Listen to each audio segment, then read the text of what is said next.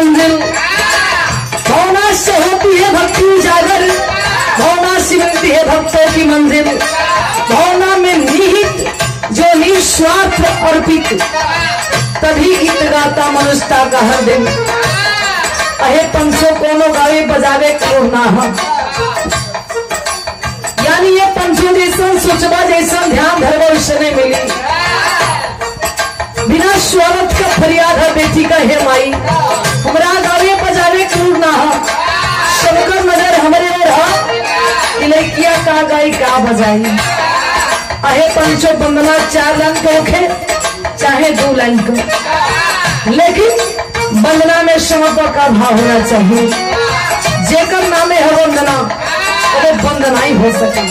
भैया तो फरियाद है का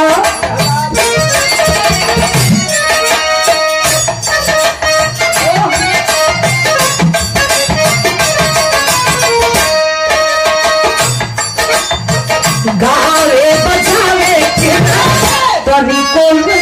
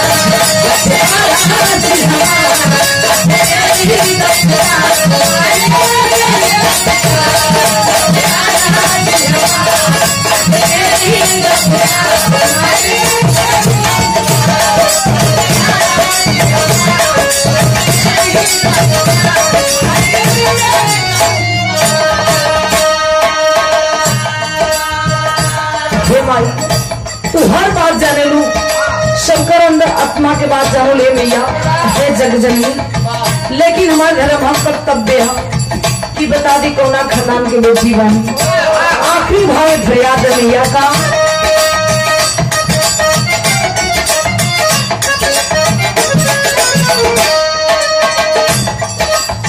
सतगुरु स्वामी हाथी भोला जी के बाजी।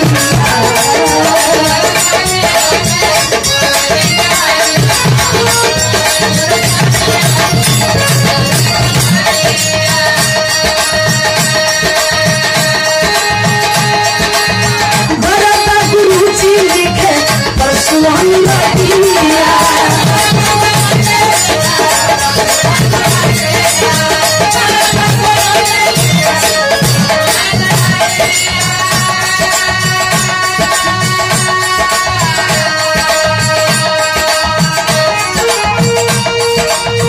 लक्ष्मी भजनिया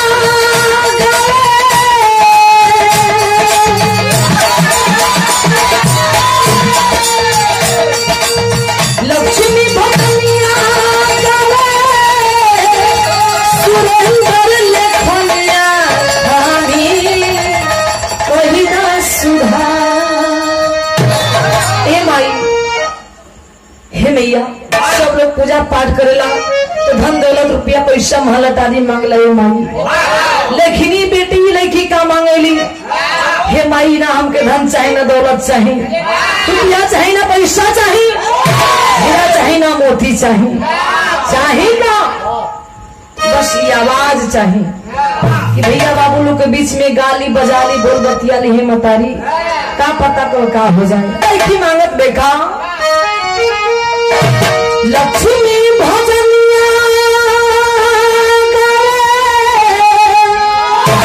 सुरेंद्र लखनिया हामी कही दा सुधार बाटे और जी हमार